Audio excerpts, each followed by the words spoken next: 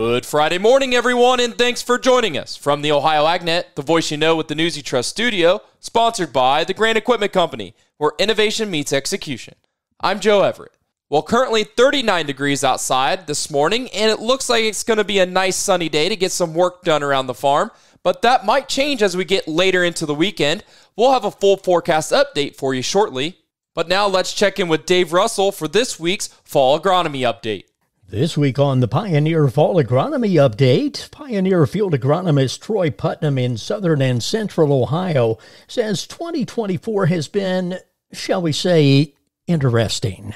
But as we start to rationalize through this, what they've dealt with, I think we have to fall back and revisit the products that we chose for this year. And depending on how it went, we'll probably use some very similar packages. The products, the hybrids, the varieties. Dave, I'll tell you one thing. These aren't the products of 10 or 12 years ago. I would have not wanted to face this growing season with an older hybrid or an older variety and dealt with the stress that we saw. And as we turn our attention to 2025, if you're not sure what to do and you do have a current soil test that you can trust and you're trying to decide which amendments to use, I always recommend adjusting pH first to where it needs to be, because when the pH is good, everything's better. And Dave, the two other things that this growing season has without question validated one more time: early planted soybeans pay, and sulfur on corn and soybeans are always a good investment. So we're going to take some of those buttons as we plan for next year and know that they're going to be probably non-negotiable as we think about production. For my complete interview with Pioneer Field Agronomist Troy Putnam, go to ohioagnet.com and go to featured audio. I'm Dave Russell. Hey, thanks, Dave.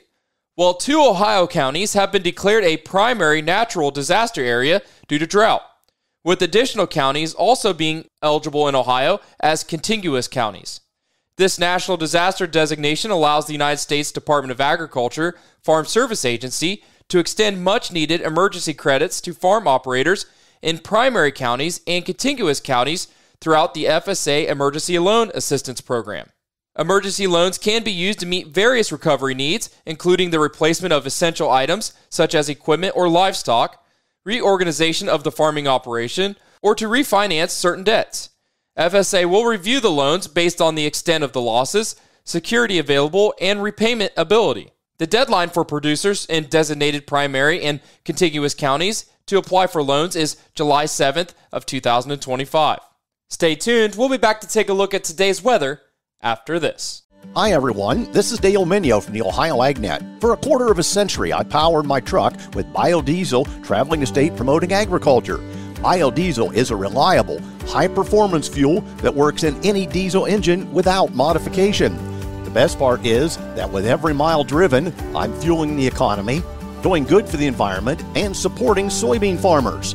Learn how using biodiesel can add value to every bushel of soybeans grown at soyohio.org. Since 1926, Nationwide has been rooted in agriculture. Founded as the Farm Bureau Mutual Automobile Insurance Company with a mission to protect farmers and their communities, we honor our legacy by offering solutions that evolve with the complex needs of today's farms. As the leading insurer of America's farms and trusted by 8 farm bureaus for 100 years and counting, Nationwide is on your side. Number 1 insurer based on 2023 direct written premium per AM Best. Nationwide Mutual Insurance Company and affiliates, Columbus, Ohio. Now let's take a look at today's weather, and as we head into the weekend, brought to us by Seed Consultants. Simply better performance online at seedconsultants.com. Here's the forecast. Beautiful weather to finish out the week here in Ohio. I'm Chief Meteorologist Ryan Martin with a look at the Ohio Ag Weather Outlook as we step forward here. We're seeing sunshine dominate for your Friday, and Saturday looks pretty nice in all areas as well. May see clouds increasing late Saturday afternoon, tomorrow afternoon, but I don't think it's going to be anything that causes major problems. We do see moisture trying to work through the state of Ohio through the day on Sunday. Scattered showers, maybe even a rumble of thunder. I think we end up with 80% coverage with rain totals at 1/4 to 3/4 of an inch. So decent moisture, but it's done by late afternoon and evening. Sunday, and then we move into a dry start to next week. Monday, Tuesday, partly to mostly sunny, warm and dry. Wednesday starts with sunshine, clouds increasing in the afternoon. Scattered showers and thunderstorms move through overnight with a frontal boundary into early Thursday.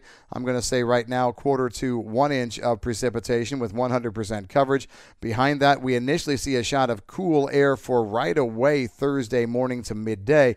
But then it eases pretty quick as winds turn more westerly, and we spend the rest of next week normal to above normal easily here. Honestly, there's not even any normal temperatures here. It's above normal for the rest of next week. Very warm as we go into the weekend of the 16th and 17th. That's a look at your forecast update. Have a great weekend. I'm Chief Meteorologist Ryan Martin. Hey, thanks, Ryan.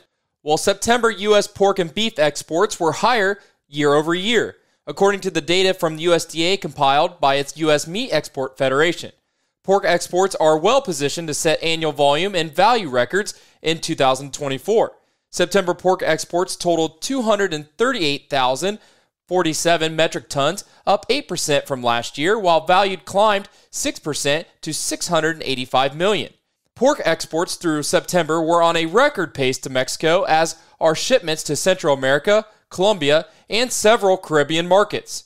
Through the first 3 quarters of the year, pork exports were 5% above last year's pace at 2.3 million metric tons, with the value 7% higher at $6.36 billion. U.S. beef exports reached 103,980 metric tons in September, up 5 percentage points year over year, while export values rose 6% to $843.8 million. January through September exports increased 5% in value to $7.82 billion. Well, speculation has already begun on who the next Secretary of Agriculture will be when Donald Trump returns to the White House in January. Successful Farming says Texas Ag Commissioner Sid Miller, former Ambassador Kip Tom, and Ted McKinney of NASDA are among a handful of people viewed as potential nominees to run for the Department of Agriculture. Incoming presidents typically try to announce their nominees before the year-end holidays, although Trump didn't announce Sonny Perdue to lead the USDA until 2 days before his inauguration. Miller was initially mentioned for the USDA after Trump won his first term. Tom was the U.S. ambassador to the UN agencies for food and agriculture in Rome during his first term. McKinney, the undersecretary for trade in the first administration, is now the CEO of National Association of State Departments of Agriculture. North Dakota Governor Doug Burgum has also been mentioned because his term expires in December. Now let's check in for an update from Joel Penorwood. Our guest, Roger High with the Ohio Sheep Improvement Association on the Ohio AgNet. And Roger, thanks for being here. We catch up with you here, and right at the start of November, as we know, in just about a month, is the 2024 Buckeye Shepherd Symposium, a highlight for the sheep industry every year. Let's talk about what folks need to know in this important time to get registered. Well, we got lots of events going on at December 6th and 7th. Starting off with a short tour of the OARD small ruminant facility in Worcester, but really excited about celebrating the 75th anniversary of the Ohio Sheep Improvement Association and the 35th anniversary of the Ohio Sheep and Wool Program. We're doing that Friday evening, December 6th, at OARDC Worcester. We're going to have a wonderful lamb dinner. We've written a keepsake book that all of the participants will get. Really looking forward to that event.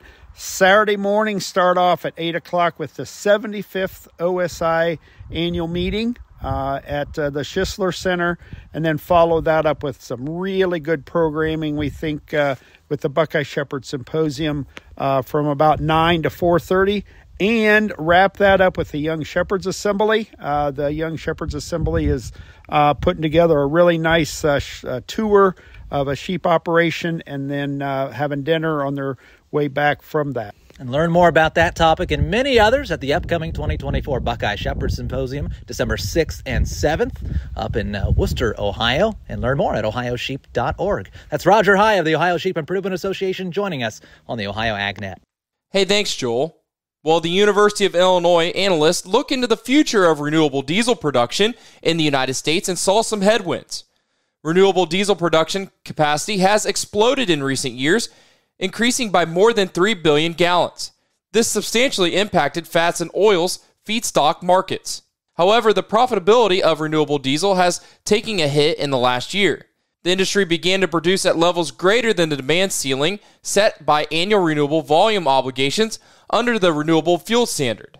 FarmDoc Daily says that the bloom is off the renewable diesel boom that began in 2021. There's a list of announced building projects that could add substantial production capacity in the future. However, none of these projects have broken ground or started construction. What were some of the major ag trade trends during the 2024 fiscal year? Gary Crawford from the USDA has more.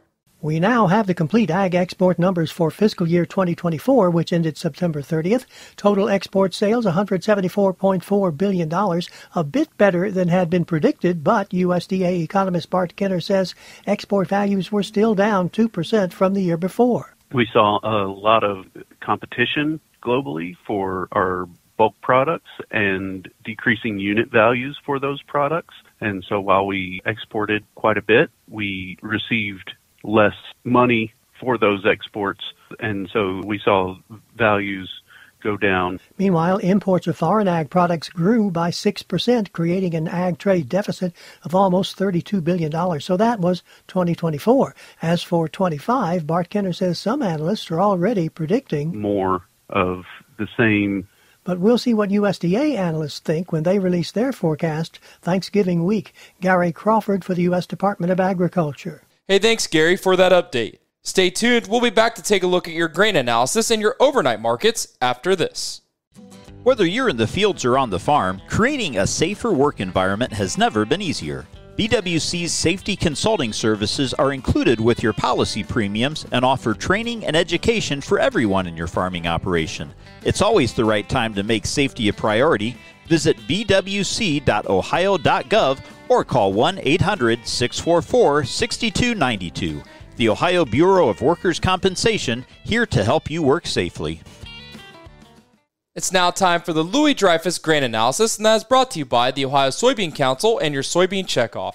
Here's Ryan Martin. Grain markets finished a Thursday on a mixed note overall. Corn up just a couple of pennies. Beans near the highs of the day, up 21 to 23 cents. Soybean meal and oil were both stronger. Oil up on huge export sales. We'll talk about that in a bit. The wheat markets did not participate. They were a little lower overall. So what were the talking points on the market yesterday? Well, let's start with soy oil. I already teased that a little bit.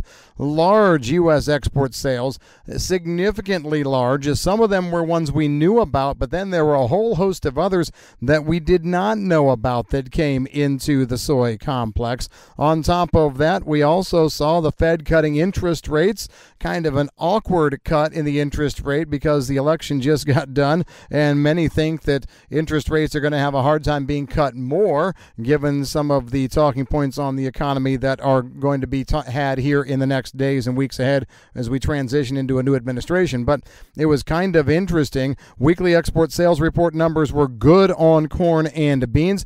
They were expected to be good, though. Actually, we were down about 10% from last week on beans, but up 10% over the prior 4-week average. Corn numbers were known to be good because of flash reported sales this week. As we take a look at other stories, speaking of flash sales, 120,000 metric tons of corn to unknown buyer.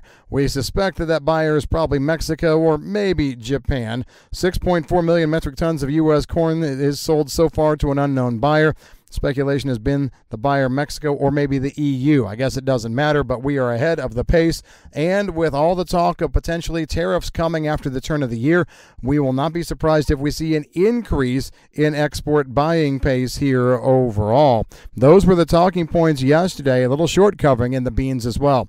I'm Ryan Martin. Hey, thanks, Ryan.